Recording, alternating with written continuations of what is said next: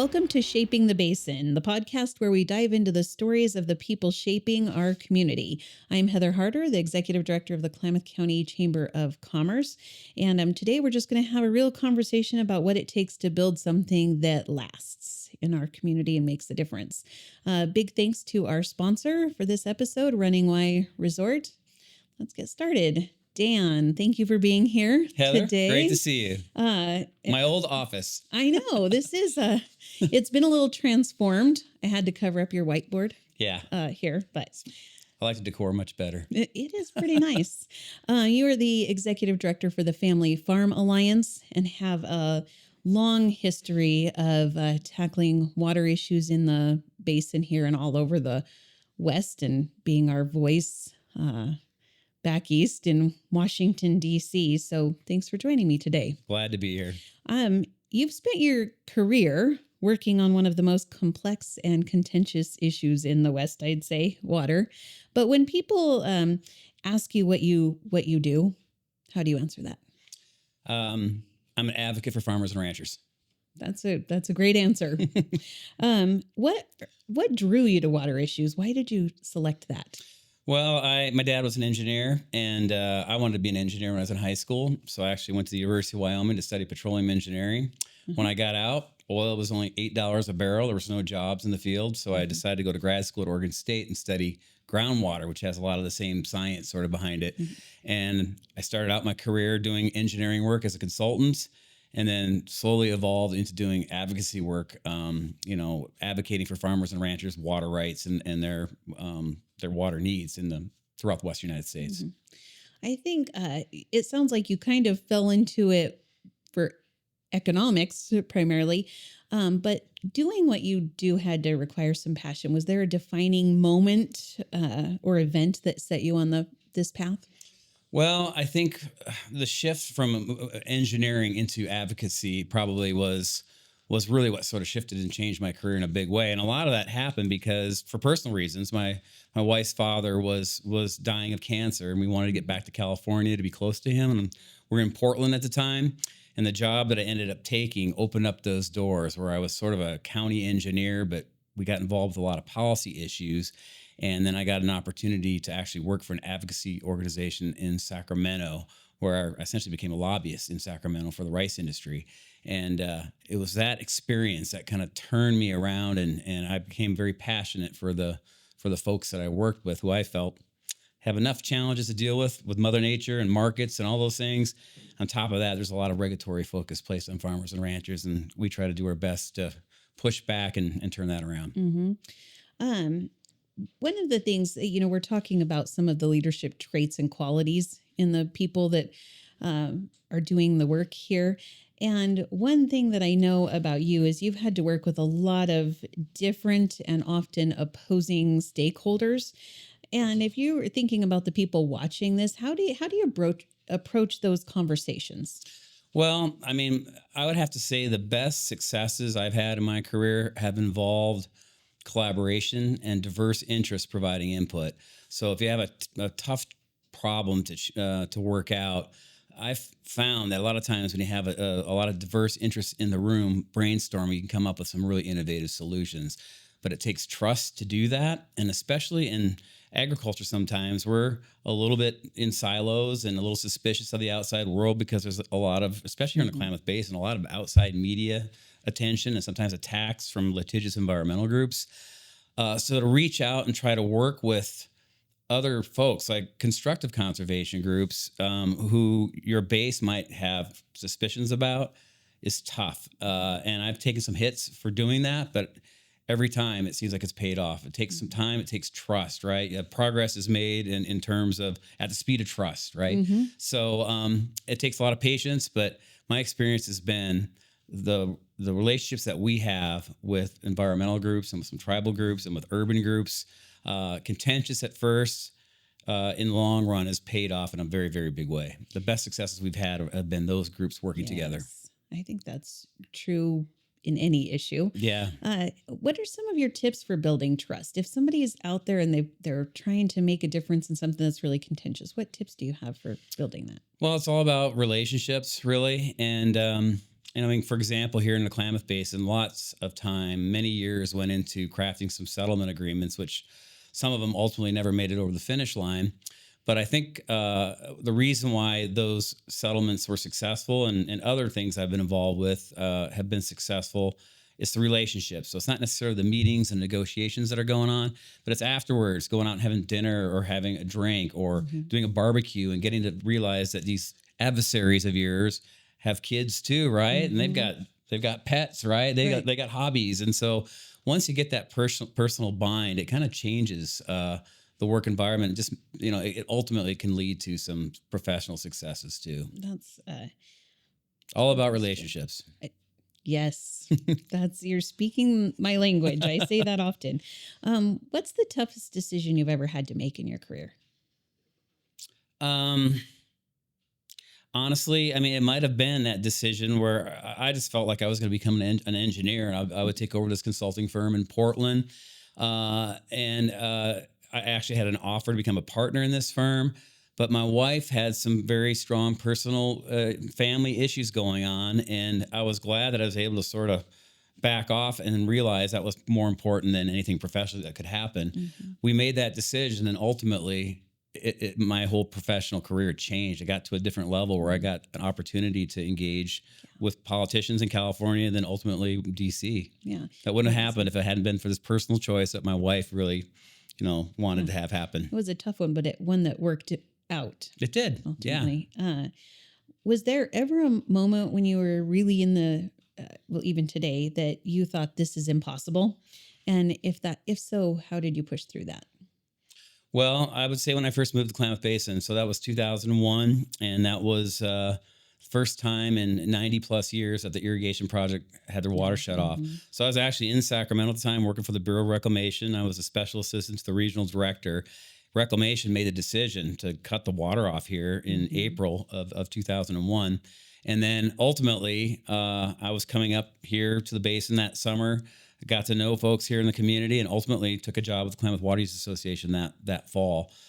The first couple years in that position were the most difficult times of my whole career, maybe of my life, just because for a lot of reasons, but we were kind of perceived as outside people coming in to the community. The fact that I'd worked for the Bureau of Reclamation, even for 1 year only, was seen as a sort of a bad thing. And the community was really splintered because, understandably, the water had been shut off. Farms were going broke. This had never happened before. And people were desperate. And so different organizations started popping up to try to get the attention of policymakers in DC and with the governor here in Oregon and California. And coming into that environment with a charge to try to make sure that the Klamath Water Use Association with time would be the voice that people would go to, or the forum that people would go to for guidance. In particular, our folks in DC, our congressional delegation. There was a lot of confusion back there as to who they should talk to for guidance. And so my goal or my charge was really to try to get the districts together, get the Water Use Association on the same page. And to do that, a lot of it was fight, right? Fighting our adversaries, which wasn't comfortable for me. I mean, I knew ultimately we had to work with those interests to get success. But first we had to get our folks together, and we had to carry that flag, right? To get them together. And ultimately that happened, but it was a tremendously difficult time. A lot of contention, almost every day.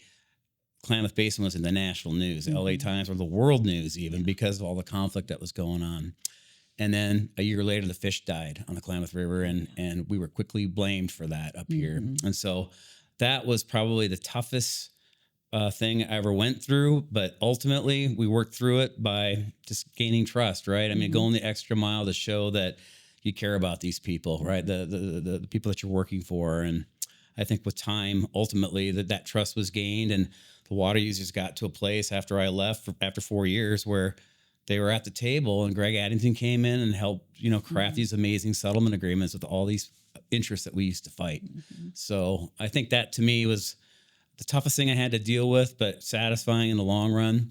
But for all those reasons, it was a splintered community, and I was a newcomer coming in, and that was a tough position to be in. Yeah. So you just had to have the mindset that you were going to do it, push through, tenacity.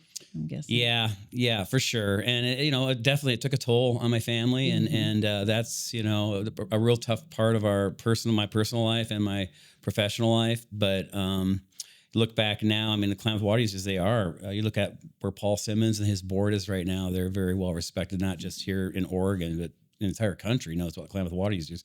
You go back to Washington D.C. and people in Congress are reading their newsletters, right? That's yes. Said I'm all about it. Yeah, I'm all about it. Said I'm all about it. Yeah, yeah, yeah, yeah, yeah, yeah. Said I'm all about it. Yeah, I'm all about it. Said I'm all about it. Yeah, yeah, yeah, yeah, yeah, yeah, yeah.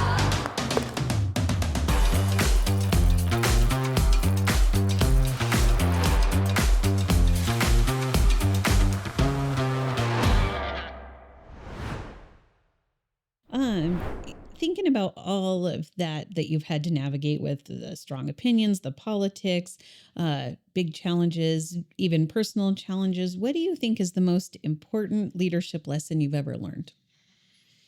Um, well, the challenge. So the organizations that I've led are nonprofit organizations, they're advocacy organizations. So really, the challenge is getting the confidence of your board and your membership to go out and do things for them, right? So the challenge is getting stuff done. In our situation, that's working with Congress and the agencies in DC on those federal issues that have an impact on our collective Westwide membership. But at the same time, you can't get out too far in front of them. You know this. You got to keep them informed as to what's going on. So it's that balance. To me, it's the most important part of the leadership positions I've had is maintaining that balance of getting things done and keeping your folks on board and not getting out too far in front of them. Um, Negotiation. I'm sure you had to do a lot of that over the time. What makes us a successful negotiator? Understanding what the other parties want. Simple as that, right? Yep. Is it ever difficult to get them to? Do they always know what they want? Do you feel like sometimes you have to help them get there? Well, I found the parties that are not the easiest, but the most successful negotiations that I've been involved with are with parties that don't have an agenda and that are actually truly looking for solutions. And I think you got to walk into any negotiation realizing you're not going to get all that you want and that you're probably going to have to give up a little bit. But if everybody gives in a successful negotiation, if everybody hurts a little bit, but collectively we're getting better, it's a success. Yeah. So That's good. What's one thing you wish more people understood about water management in the West? Well, I think I don't think here in Klamath, I think people have an understanding, and in the Central Valley of California, they do. It's, first of all, I love working for farmers and ranchers because they are Jacks and Jills of all trade. They know how to do everything, right? They know about soil, they know about food, they know markets, economics, legal stuff, all of that. But it's the one thing that is beyond their control sometimes, besides weather and all these other things, is the government. I mean, here in the West, especially where you have endangered species and these federal laws and a federal presence, which is very strong in the West, I don't think people recognize that when the farmers go without water, a lot of times it's not Mother Nature. I call it regulatory drought, right? It's the way our society's priorities have been for the last 30 years. Fish that are listed on the Endangered Species Act are more important than farmers in the way that the government's running the water. So there's not too many citizens out there, I think, or other businesses in this country where their own fellow citizens, namely litigious environmental groups, are trying to put them out of business. Right. And they deal with that every day. And that's a very frustrating part of the job. I'll say that and also put a caveat in there that you can't lump all environmental groups into the same sort of bucket. It's like my old boss, Pat O'Toole, said, we have the hopefuls, groups like the Nature Conservancy and Trout Unlimited that we do constructive work with the landowners. And then you have the hatefuls, the litigious groups that just want to sue, and that's how they make their money is through litigation. So it's that element to see good people out there just trying to produce food for the country and have these outside interests, primarily from urban areas, trying to put them out of business and personally sort of slander them in the public. It's hard to see. Right. I wish people really understood that, and we had a little bit more sympathy for our cause. Right. I can see that. Uh, Here at the chamber, we're talking to people about different issues and things like that, and encouraging people to speak up about the things that they're passionate about. And I hear a lot from people who say, like, basically the equivalent of why me, or who am I to go and speak up, or they're a little bit afraid. Did you ever have a moment where you felt like in the beginning, why me? Or did you have that? I think it's called imposter syndrome sometimes. Did you ever feel that? Well, here's the thing that I look back. I think, everybody has a strength, right? And sometimes you just need to have the opportunity to demonstrate that. And that's why anybody that's enthusiastic, especially younger people that have a lot of enthusiasm and maybe not a lot of experience, encourage them to get involved on the board with the chamber or do ambassadors or whatever, because you may have a hidden strength that you didn't even know about, right? And a leadership position requires that to sort of emerge. So I'm just like, I guess I'm telling older folks out there like me, try to be a mentor, encourage people, encourage people to get engaged, because sometimes folks don't even realize what they might have until they're in that position and they're forced to bring it out, right? To take a leadership position. I would say for me, that happened when I came to Klamath Water Use Association. If you could go back and to your first day and give yourself a piece of advice, what would you tell yourself? To your first day here in Klamath, we'll say. Well, I would even go back to the first day I got out of school and started in my job. Balance. Think about balance. I mean, that's probably my biggest regret is maybe putting too much energy, too much passion into my work. And it's paid, some good dividends. But, folks around me have sort of paid a price. And so now that I'm older, I'm turning 60 next week. I'm slowly going to be easing out. I'll be leaving this job, in October, still continuing my consulting business, but at a much, less high profile means or way. And I honestly, I feel like I don't really have a lot left to prove in the water policy arena. I really want to be remembered as sort of a good husband, a good friend, a good dad, and now a good, just a good dad, right? Yeah. So that's how I want to be remembered. So it's time for me to kind of get that balance back, and hopefully I'll live long enough to do it. So balance, but Yeah. tell me, what are some of the things you're looking forward to maybe after October? Well, just being with my family more, and honestly, every day you could be doing stuff, right? You can be doing more and more stuff. And the folks, my friends that have sort of stepped down from full-time water stuff, they seem to be most pleased and happy at just not having sort of their lives controlled. I mean, no offense, but by other people, right? It used to be before email and social media, it was a little bit more manageable maybe, but just keeping up with email is almost it's hours a day, right? And it never seems to go away. So I'm ready to sort of set my own schedule and allow my schedule to be driven by my family and friends. I like that. What makes you hopeful for the future? Well, I would have to say, I'm very impressed with young people right now. Just their tech savvy skills, just smart. Kids or young people are so smart right now. It's hard kind of to be hopeful with sort of how divided our country is right now. I think we're all sort of concerned about that right now, but maybe we can get on track and start solving some problems where some of that friction goes away. But I'm very impressed with the younger people. One thing I don't see quite as much is sort of the community spirit maybe of our generation, right? And I would like to see more of that. And I've noticed when young people are sort of encouraged to get involved with the community, they do it, and it's been very satisfying, right? And I never really got involved with community stuff to a high degree until I moved to Klamath Falls, really. And I just turned 40, so. Yeah. You gave some good advice to the older generation to get out there and mentor and help some of those young people that you're talking about. But what advice would you give to a young person that wants to get involved?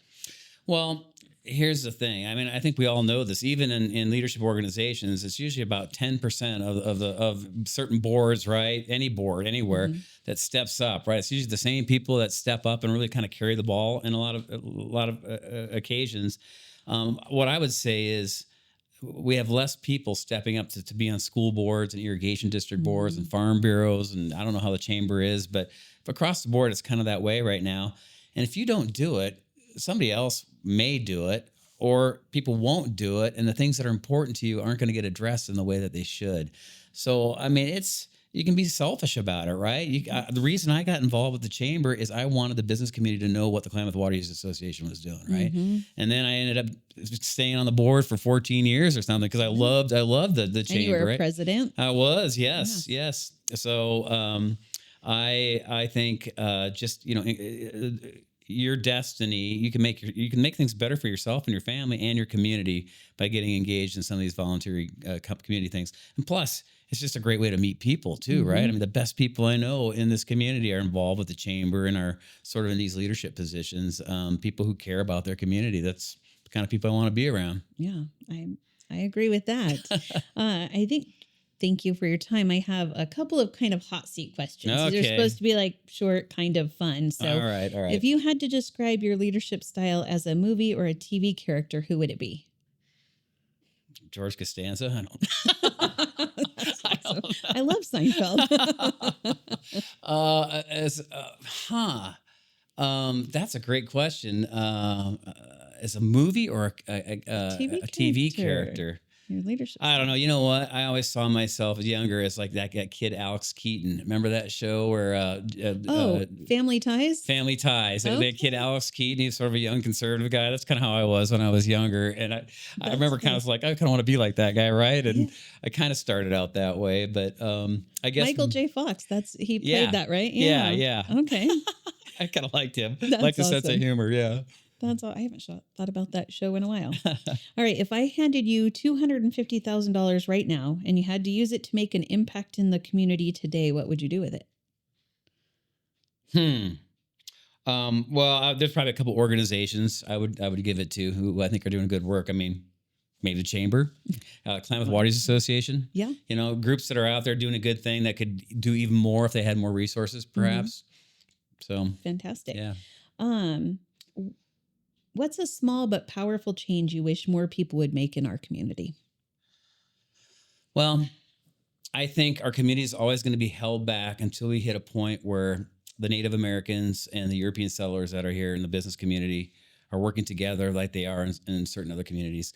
I just think it would change the whole dynamic here. And I know there's folks in the community, both with the tribes and here in our ag community and the business community that want that.